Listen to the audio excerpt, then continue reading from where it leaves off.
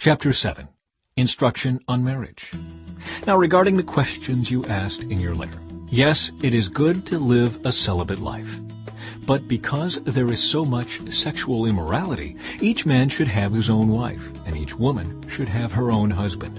The husband should fulfill his wife's sexual needs, and the wife should fulfill her husband's needs. The wife gives authority over her body to her husband, and the husband gives authority over his body to his wife. Do not deprive each other of sexual relations unless you both agree to refrain from sexual intimacy for a limited time so you can give yourselves more completely to prayer. Afterward, you should come together again so that Satan won't be able to tempt you because of your lack of self-control. I say this as a concession, not as a command. But I wish everyone were single just as I am. But God gives to some the gift of marriage and to others the gift of singleness.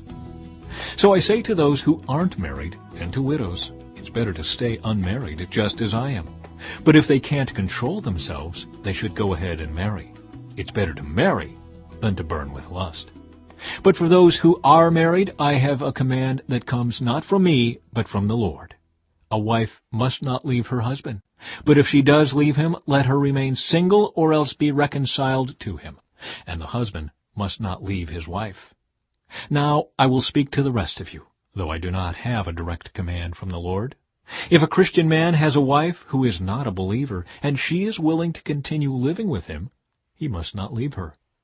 And if a Christian woman has a husband who is not a believer, and he is willing to continue living with her, she must not leave him. For the Christian wife brings holiness to her marriage, and the Christian husband brings holiness to his marriage.